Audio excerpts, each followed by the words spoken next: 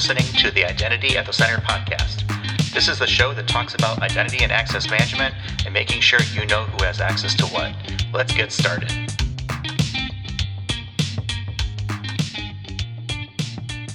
Welcome to the Identity at the Center podcast. I'm Jeff, and that's Jim. Hey, Jim. Hey, Jeff. How are you? Not so bad. Yourself? Good.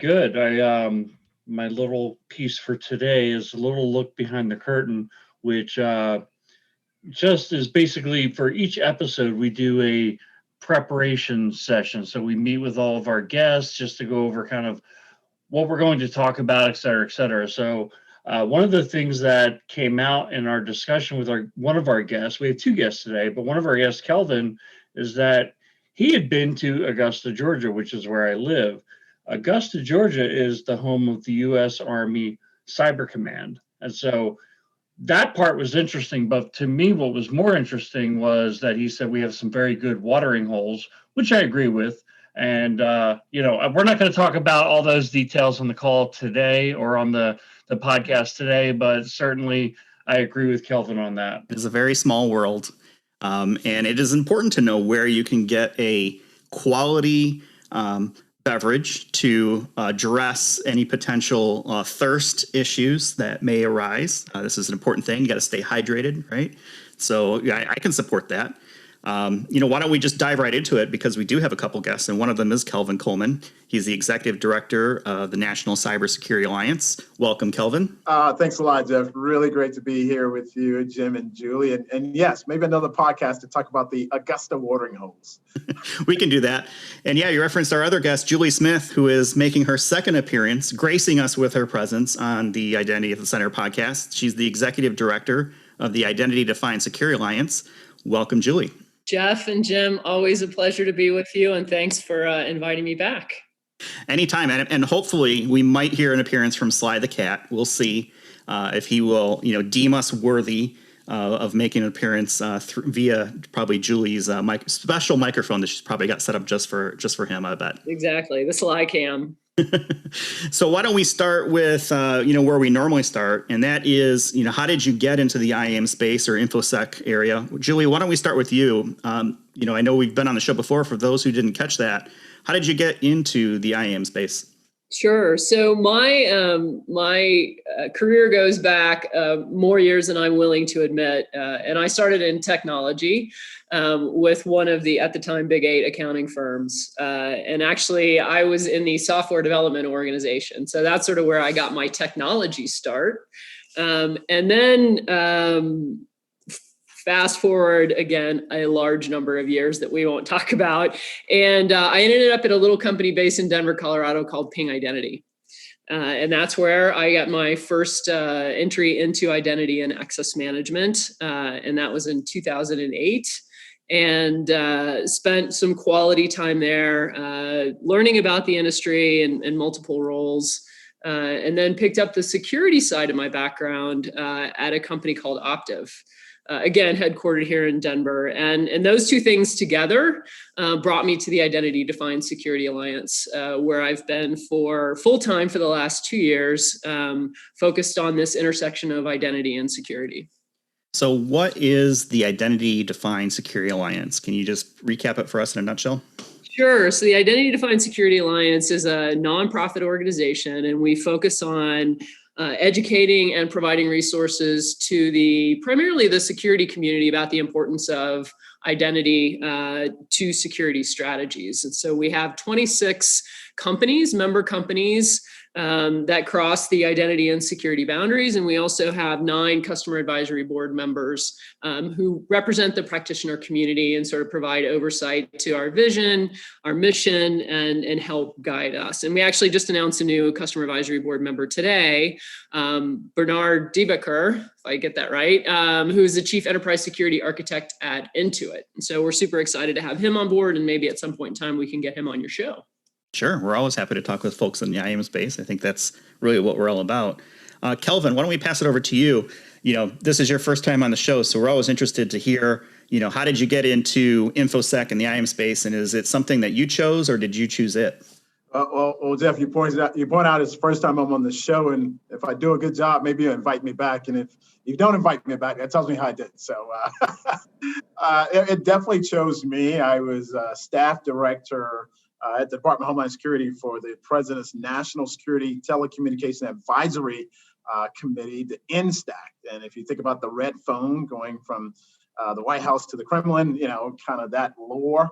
The NSTAC was sort of based around that. And then my supervisor at the time, Jenny Minna, said, hey, I need you to find out what's happening with cybersecurity. And I am around the country as it relates to state and local. And no one else was doing that at the time. So I became the de facto expert on state and local cybersecurity. And this is the early days, right, where people really were not thinking about it. And they'd much rather deal with Tokyo than Topeka. And I love going to those state capitals around the country, and so it just evolved from there. Left the department, went to the White House for a while, and then FireEye, where I was at the National Security Agency, and got a call from a friend saying, "I really think you do well, Executive Director of National Cybersecurity Alliance." And here I am today, very happy with this role. Well, we're happy to have you here. For folks who aren't familiar with the National Cybersecurity Alliance, can you talk about what that organization is all about? Yeah, we are, and it may sound a bit self-serving for me to say, we're the premier public-private partnership in cybersecurity, right? We've been around for quite some time now. We are that facilitator between government and private sector as it relates to cybersecurity, education, awareness, and training. The three buckets that we like to talk about is we convene, we educate, and we amplify. And that's why working with Julie and IDSA is so great, because that last piece in particular, well, all of them actually, convening, educating, and amplifying, but we get to do that with a great organization. And that's what we do in a nutshell. We love partnerships. We develop and nurture and certainly try to grow them, which is one of the reasons I'm here today. Julie, this show publishes on April 12th. Tomorrow, April 13th, is Identity Management Day. What is Identity Management Day, and how did it come about? Yeah, so I guess great timing, actually, day before. So April 13th, the second Tuesday of April has been dubbed Identity Management Day. And it's a day to raise awareness about the importance of identity management and securing digital identities. Kind of think of it as, not as frequent as Taco Tuesday, for example, but, a day that we can all come together, hosted by the Identity Defined Security Alliance in partnership with the National Cybersecurity Alliance. And it came about from one of my member companies last fall. A company called Centrify brought it to us and said, we've done some research. We've found that there is no specific day out there that raises awareness about, what we've all come to believe is a truly important topic. We think IDSA is the right organization to host that. So board, got together, talked about it, loved the idea. And we decided in doing some research that we would model it after something called Data Privacy Day, which happens in January, third week of January, and co-hosted by the NCSA. And so that's what caused me to reach out to Kelvin's team, Jen Cook and Justin Price at the NCSA, and start having a conversation with them about, hey, this is something that we would love to host. We'd love to partner with the NCSA. The IDSA really focuses our message towards security professionals inside organizations, whether it be enterprises or private or public sector, in the NCSA, you guys do a lot of that as well, but you also have an angle from the consumer perspective, right? Helping consumers to stay safe online. And so we thought that it would be the perfect partnership for us to work together. And we launched it on February 23rd, or made the initial announcement about Identity Management Day coming up. And it's been nothing but positive since we've started that. There's lots of different ways for organizations to get involved. we have over 150 champions that have stepped up and said, we want to be recognized as either individuals or organizations or industry partners who recognize and evangelize for the importance of identity management and digital security or securing digital identities. And so it's just been nothing but a very positive experience all the way around. Well, we all know what happens on Taco Tuesday. and boy, do we love it. We love it so much. But what is taking place on Identity Management Day, the April 13th? Yeah, so tomorrow we have a couple of different events going on throughout the day that are hosted by either the IDSA or the NCSA. And then, we hope that there'll be other events. I'm aware of a few that haven't been announced yet, but other events that'll be hosted by other organizations that have latched on to this Awareness Day. So it starts off at 12 p.m. Eastern time with a LinkedIn Live webcast. And during that webcast, we'll announce the winners of the Identity Management Awards, which we just, again, launched as part of this day, Evangelist of the Year and Organization of the Year. And I'm excited to say that we had 22 people. Might be a couple of our hosts that might have gotten nominated as Evangelists of the Year. And we had 32 organizations nominated for Organizations of the Year. So super excited that we had that kind of response on our very first Awareness Day. So we'll announce those winners. And then we'll have a panel that will talk about the importance of Identity Management Day, and why, similar maybe to this conversation, but more hopefully, and share resources and ideas about how organizations and individuals can become more secure online. The panel will consist of myself. Kelvin will be participating, Stephen Lee from Okta, and Tom Malta from the Navy Federal Credit Union as well. And so we'll have sort of an expert panel. We'll talk about this topic and share best practices with the community. So that's at 12 p.m. Eastern time. 2 p.m. Eastern is a webinar hosted by the NCSA focused on the small to medium-sized business and why identity management is so important. And I'll be participating in that, as well as a member of the FTC, the Federal Trade Commission. And then lastly, at 3 p.m. Eastern, we'll have an online Twitter chat, again, hosted by the NCSA at Stay Safe Online. And following the hashtag IDMGMT Day chat. This is all information you can find on our website. But that'll be more focused on consumers and how consumers can stay safe online. And we have identity management champions like LastPass and Norton LifeLock that'll be participating in that, as well as being led by the NCSA. So full day of activities, and hopefully lots of resources being shared across the community as well.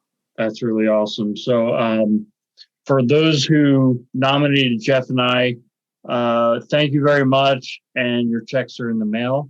And what I did want to ask Kelvin, there was a lot there that Julie mentioned that you guys are doing on the Identity Management Day. Kind of what other ways are you supporting this day, and kind of what is NCSA's kind of role in the Identity Management Day? Oh, Jim, I often, when I talk about Identity Management Day, I think about, Bruce Springsteen and E Street Band, right? Like, Julie's Bruce Springsteen in this, in IDSA. We're the E Street Band, right? We're there to support. We're invaluable for sure, right? Benny needed the Jets, right? Hootie needed both. I could go on, but we're here to support our partners, IDSA and Julie, and so proud to do so, and so honored that they approached us with this idea. And so the NCSA, we are somewhat of major force multiplier for things in this area, in the IM space, cybersecurity space, data privacy space. And so we're going to leverage all of our resources, our member companies, the folks that we work with on Capitol Hill, to make sure the word gets out about Identity Management Day. And so that's a lot of what we bring to the table. People are able to go to our website to get a lot of no-cost resources, and I'm very specific when I say no cost. I don't say free because somebody's paid for it, whether it's our member companies or a generous grant from the Cybersecurity and Infrastructure Security Agency at DHS. They provide these resources for us to be able to partner with IDSA and provide these resources at our website at no cost for people who want to take advantage of them. There's nothing wrong with free. I think people will always be amenable to having free resources. And, plus you've got a cool, domain name, right? Stay safe online. That's easy to remember. It's right in the domain name, Jeff. I mean, we try our very best to not only keep ourselves safe, but help others do that as well. And Julie mentioned a very key point in that. We do focus on individuals, and helping them, whether you're talking about families or communities, which are made up of individuals, right? So we try to cover 360 million Americans in the 50 states and 6 territories because they really need to understand, this information. I'm curious, and this is maybe going a little bit off track, but from an advocacy standpoint, you mentioned talking about the individual. Do you ever get involved with advocating, on behalf of individuals for any identity type things with, governments or businesses or anything like that? Yeah, certainly businesses, right? We're able to really help businesses understand what identity and access management, why it's so critical, right, to the enterprise security plan, and how it's linked to security and productivity of organizations. And so we're constantly advocating on behalf of, again, small and medium-sized enterprises, right? Businesses are one thing, but small and medium-sized nonprofits, small and medium-sized governments. We forget that there are small and medium local governments who they don't recognize, or particularly small governments, they don't have the bandwidth to necessarily focus on something like this. And so we come in, again, to be a force multiplier to help them out and certainly advocate on their behalf. That's great. Julie, I had a quick question for you regarding Identity Management Day. Have you seen this be more of a kind of a U.S.-based response that you've seen, or have you seen a good international response to this as well? Yeah, that's a good question, Jeff. It's definitely been an international response. I mean, we've seen organizations based in Europe. Actually, one of the organizations that reached out to be an identity management champion is Cyber in Africa. So, and it does run the gamut. So, geographically diverse, but also, kind of back to Kelvin's point, we've had a teacher within the Norfolk public school system reach out and say, hey, we're all about, helping kids understand what it means to go online and how to make sure that they're secure and the things they should do and shouldn't do. And so I thought that was really interesting. Today, I had the office of the CIO for the state of Iowa reach out and want to be identified as an identity management champion. So it's really kind of, it's across the board. It's been super fun to see the different types of organizations that have reached out and, wanted to kind of step up and say, we want to be an identity management champion. I did want to go back and thank Kelvin for the shout out. I appreciate your support, Kelvin, but I will say that it's been a total team effort, not just from the NCSA, but also Brad Shoemake, who is the identity management chair from corporate communications director at Centrify. He's the one that brought it to us. And he's had a number of resources in his organization helping out. And so, it's very definitely been a team effort. And so I guess maybe I just get to be the drum major. Absolutely, Julie. Well, I think it's always great to get recognition. And obviously, Jim and I have been fans of this since we heard about it for the last couple of weeks. I think the next step here is it's not just an international holiday, right, or a day of recognition. Maybe it is more along the lines of a galactic day of recognition. So maybe we can work on, interplanetary or interstellar recognition for IAM as it grows. One of the things that comes up quite a bit, and I think this is a big part of recognition, is how important people are to IAM. And, maybe Kelvin, we can start with you. How important do the people play as a part of the IAM space? I want your listeners to hear me very clearly here. They are the most important part of it, the most essential piece of it. And that's a little strange sometimes when you talk about technology and when you're talking about mitigating challenges as it relates to technology, because our instinct is to throw more technology at the challenges. We saw the early part of the technology evolution, if you think about Y2K being just 20 years ago and people waking up to how important technology was to our lives, we tended to see these challenges and say, okay, we need to build better products, right? And then once we saw that those products really were not, they were helpful, but certainly not stopping all of the things that we needed to stop, we pivoted to processes, right? Okay, let's develop better processes. Well, the processes, again, helpful, but still not complete. So we went from products to processes.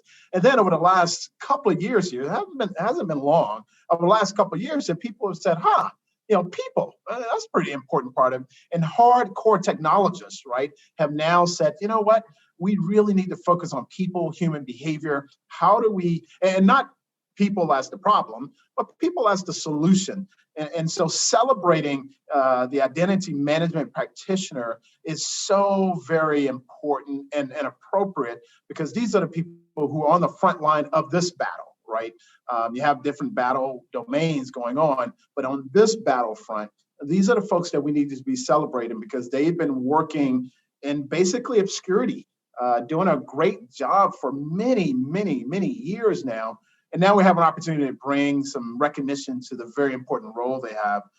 So that's why, in my opinion, people, they're the most important part of it. Products and processes, to all my board members and the folks that support us, absolutely important.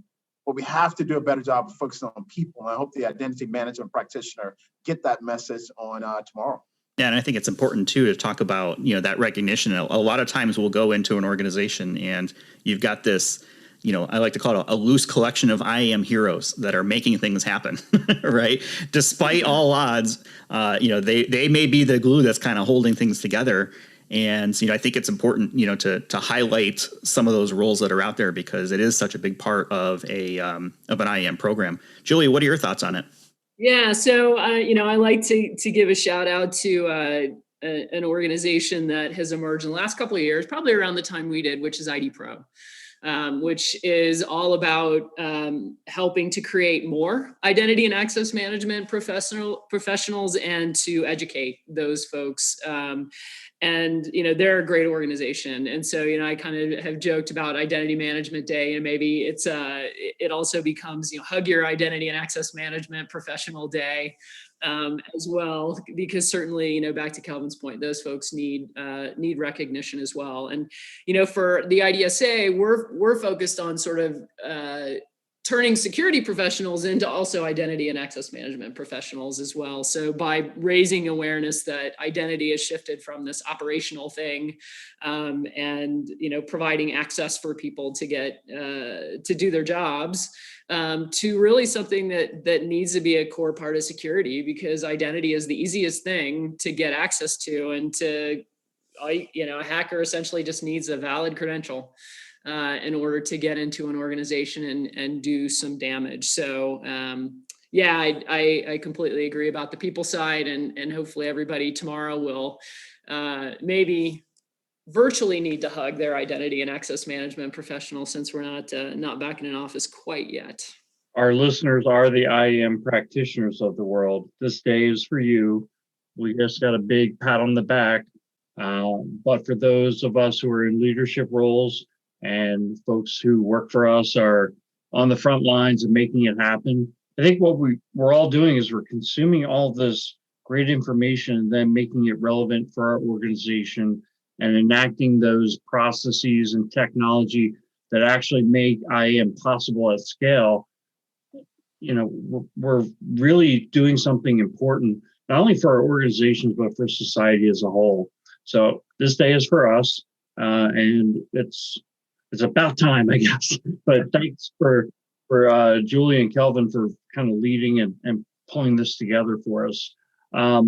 We started something on a previous podcast that we want to keep trying, which is to ask to kind of go off track a little bit and ask a non-IAM question for fun. And so this week we came up with, if you were to be named Evangelist of the Year for something, what would it be? And I'll start. So if we're going to have an award for Jim McDonald Evangelist of the Year of something, it would be taking a midday nap. I know that sounds terrible for somebody who works, but I tried meditation, right? Because I thought meditation, everything I heard about it was so great. And then what would happen is I go into meditation and I fall asleep. And then I wake up and realize I actually just took a nap and I feel awesome. So I'd say start with meditation, give it a try. But if you fall asleep, set your alarm so you don't miss a meeting. And I think you're going to wake up refreshed. Kelvin, what would you be Evangelist of the Year for? Oh, Jim, this is very easy for me. Evangelist of yoga. I'm a big time yogi, and so if I could be Evangelist of the Year for one thing, it would certainly be yoga. And if you said, well, no, that's taken, Kelvin, maybe Evangelist for making a great,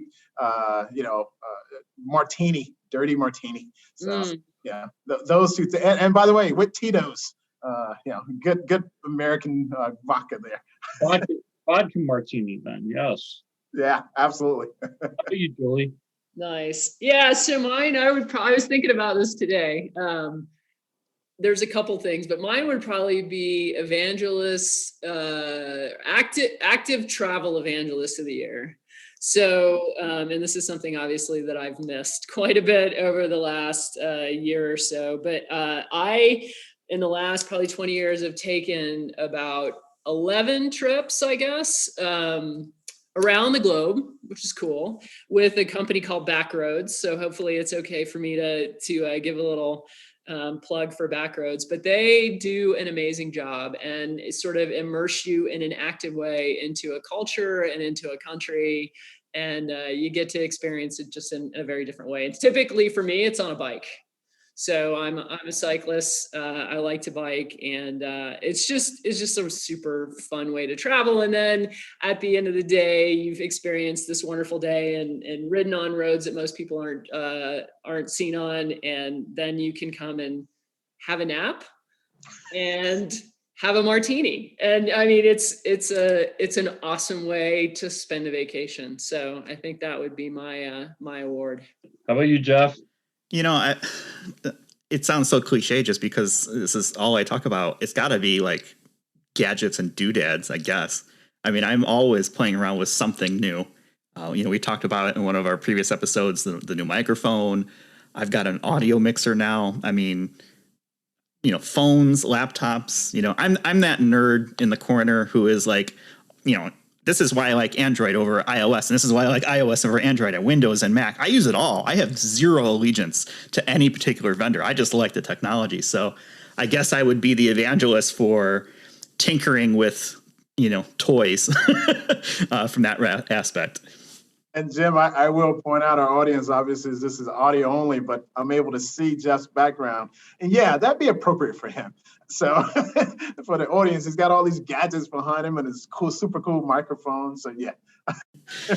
Well, when you have a voice like mine, you have to do everything that you possibly can to try and make it sound as good as possible and hide all the bad stuff. And yeah, that is a green screen that it's not currently folded out at the moment, just in case, something were to come out for that.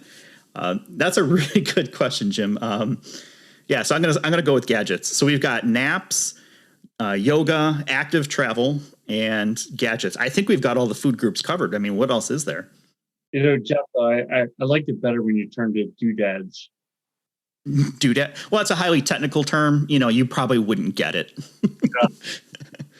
So why don't we shift back to IAM? I think one of the things that is always interesting is, the future and what's coming up. And, speaking of doodads and gadgets, right? That's part of the reason why I like it so much is, what is next from an IAM perspective? We've been hearing a lot about different things, different types of identities, whether it is decentralized identity or blockchain or passwordless or zero trust has really taken on a big approach and a big part of the mindset for security professionals, especially over the last, year or so.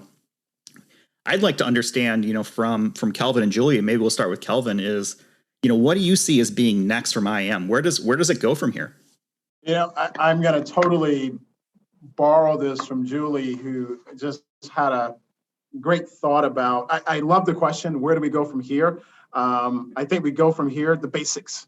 Right? Keep it simple right now in terms of doing what we do well in IAM now, and making sure folks understand the basics. It's super cool to talk about new and next and the future and what's exotic. We're getting hammered now, right? And we know our major breaches, many of them, and are coming through compromised credentials, coming through folks who have their identity compromised. And so for me, what is new? Well, let's do really well what's old. So, and again, freely admit I stole that from Julie. So I'm going to pawn it to my friend and leader, Julie, to see what she has to say as well. You totally stole that from me. Yeah. Yeah. I mean, we just recently published a survey at the beginning of February, and it was a unique survey in that we asked the stakeholders questions about access challenges they have in their organizations, and it revolved around granting access and revoking access to applications, onboarding employees, offboarding employees, et cetera. And from the stakeholder perspective, they are still seeing access challenges. Now, the granting access is really more of a productivity thing, right? But the revoking access is a security thing. And identity and access management, we've always thought of it as an operational activity. We're now shifting to it, in the last couple of years to really be a primary security focus. But I think it's important to recognize that from a stakeholder perspective, there's still lots of challenges out there. And so I've been accused recently of being old, in quotes, and pragmatic. And so I feel like where we need to be with identity management is providing the resources to help organizations be successful with the things that and the challenges that they have today. So I am, the IDSA is all about providing best practices and identity-centered security outcomes that can help organizations achieve those goals that they have today. I feel like sometimes we do a bit of a disservice and focus on the shiny object as opposed to really help organizations address, the here and now. So I think there are lots of people talk about where does IAM go from here. I think our organizations really need to be focused on helping the today, quite honestly. So maybe not as flashy as some answers you'd like to hear, but I really believe that that's important. Well, I think it underscores, that report that you talked about. I think we briefly touched on it in a previous episode, and one of the things that jumped out at me was that security aspect, or how long does it take to remove access in a timely manner when someone leaves? Well, what does timely mean? But from what I remember from the report, it was, roughly only half of the companies were taking care of access either the day of the departure or even the day after, which means that there are still, a large number of organizations that are terminating access days, weeks, after someone has left. And that is risk right there for any organization. So, getting back to basics and understanding, that you have to crawl before you can walk, and you have to walk before you can run. You really have to nail the basics before you even should start thinking about some other things. And sometimes, I think organizations get distracted by the shiny thing, and they hear cool things like zero trust. Is it the wave of the future? Sure. Yes. Could you do it today? Maybe. It really depends on, what do you already have in place? How are you handling things from a people and a process perspective? Do you have the right technology to back up those types of concepts? And you really need to kind of take that stuff into stock. And I see things like blockchain and decentralized identity, right? Those have been kind of talked about for the last, it seems like 2 or 3 years. And I still haven't yet seen a good enterprise application for that, but I certainly see the application on the consumer side or a citizen side, or something maybe along education or health, things like that. But a lot of those organizations still are struggling with basics as well. I think one thing that has caught on maybe more recently, and this is something that I'll give a lot of credit to Microsoft and Apple for, is this idea of passwordless, being able to use biometrics to log in, right? Even people who aren't as into the doodads as I might be, is they can use Face ID, they can use Touch ID, they can use the equivalent on the Windows side, Windows Hello, to streamline the authentication experience, which at the end of the day is a good thing, right? You can have a much better security output that comes from that. Jim, what are you thinking from an IAM Next perspective? I think what's happening in our industry a lot, it's always happened, right? I mean, from the time I got into the industry, there were companies that grew into kind of the powerhouses of the industry, Oblix, Netegrity, Sun. They get bought up by bigger players, and sometimes they become a new force to be reckoned with. Other times they kind of disappear into kind of ambiguity. You're still seeing that today where there's this consolidation going on. But what you're also seeing happening is these major platforms like ServiceNow, Salesforce, Microsoft, they want to be players in the identity and access management space. I don't think most companies are going to say, yeah, we'll go all in on ServiceNow, therefore we don't need Microsoft and we don't need Salesforce. I think a lot of organizations are going to find that they need all these platforms, plus there are other platforms, like Google and Amazon. And so does it become that you pick a platform that becomes your identity management set of technologies, or do you need something that glues it all together?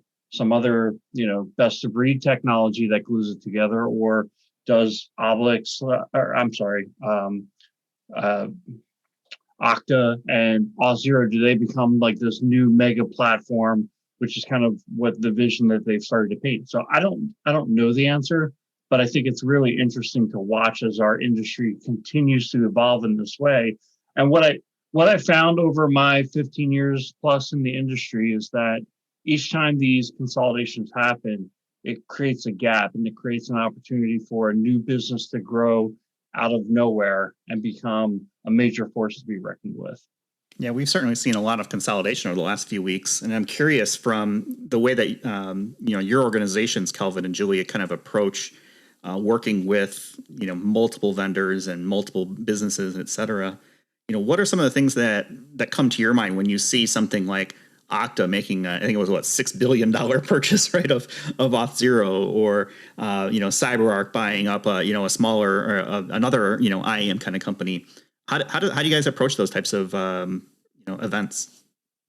Maybe Kelvin, we'll start with you. To be perfectly honest, I see an opportunity to have another member of the National Cybersecurity Alliance, someone to join the family of the willing. But it's the nature of the business, right? It really is, in terms of when you create something really efficient, effective, smart. These larger companies want to take advantage of it, and I don't know if I see it as good or bad. It's just the nature of the beast and what we have today. And more times than not, we get better technology out of it, right? And going into the future. So yeah, I guess I'm okay with it. Yeah, I think it's just change, right? But I think it is interesting to see how that we are kind of coming back around to your comment, Jem, about the platforms, right? Back when I got into the industry, it was Sun and Oracle and IBM, sort of the big platform players, at least in the identity space, and Ping was relatively new and trying to be a best of breed. And now I think we're seeing things kind of come back around. Maybe not necessarily those names that I mentioned, but we're starting to see consolidation in platforms being created again. So I think it's just something that we need to deal with as a member-driven organization or as member-driven organizations, Kelvin and I, that, it's just going to change. It just is the nature of the beast in technology, I think. Yeah, I think this is the world we live in, right? You always have to be agile and be able to adopt change, where it's needed. You guys have been super generous with your time, and I want to make sure that, we respect that. Before we start to close things out for this week, maybe we'll just pass it around the room real quick. Any final thoughts for folks who are listening out there and in the international IAM space, as our show is? Julie, we'll go with you first. Yeah, so I guess the last thing I'll say is, tomorrow, Identity Management Day, Google a couple of hashtags and I'll give them to you, and I think they'll also be on your website as well. But you'll see a ton of resources that are being sort of crowdsourced and contributed to the community around identity management and securing digital identities. And the hashtag is IDMGMTDAY. And the other one is, and this is the important one, hashtag BE Identity Smart, Be Identity Smart. So look for those two hashtags tomorrow, and hopefully you'll find some fantastic resources to help you succeed in whatever aspect of identity and access management you're involved in. That's great. Thanks, Julie. Kelvin, how about yourself? I'll leave it a quote. I would leave it with a quote from the great Wayne Gretzky, who said he wasn't the biggest, he wasn't the fastest, he wasn't the strongest, but he was the best because he would skate to where the puck was going to be, not where it was, right? Not where it is, rather. He would skate to where it was going to be. And I think that's what the National Cybersecurity Alliance and certainly IDSA, that's what we're trying to do, help people to understand where the puck is going to be and actually, ironically, where it is now in terms of the challenges. And so I'll leave it one more quote, the great Michael Jordan, who said, individuals win games, but teams win championships. So you don't have to do it alone. Tomorrow, join us as we celebrate Identity Management Day and celebrate those practitioners who've been on the front line for so many years. Hear, hear. I fully support. How about you, Jim? Well, I want to thank Julie and Kelvin, not just for being on the show. I mean, I think that's obvious, right? We always are appreciative of our guests, but thank you for the contribution you guys are making to the IAM practitioner. And in particular with Identity Management Day, I called myself an appreciation junkie in the past. Just the fact of what the IAM practitioners are doing for their organizations. And you guys are out there providing resources, best practices, and material to help us with our job. And I think in all cases, it's free content, right? Just go on LinkedIn and follow these organizations, follow them on whatever social media platforms, get familiar with their websites and volunteer because they're doing great things for us. And, if you have the time and the ability, please give back. Yeah, it's certainly well appreciated. There's nothing better than free content. And when you find content that's relevant to your role in your organization and what you do, even better, right? So, thank you so much, Kelvin and Julie. And I think with that, that's probably a pretty good spot where we can leave it. If you guys are good with it, I'll have a whole bunch of different links in our show notes today. So wherever you're listening, you can scroll on your little screen and try to find the links there. You can also go to, the website, identityatthecenter.com, and find it there. So happy Identity Management Day tomorrow, Tuesday, April 13th, to everyone. And for more information, you can visit identitymanagementday.org. You can also visit staysafeonline.org. And with that, we'll go ahead and close it out for this week. And thanks for listening. Take care. Thanks for listening to the Identity at the Center podcast. If you like what you heard, don't forget to subscribe and visit us on the web at identityatthecenter.com.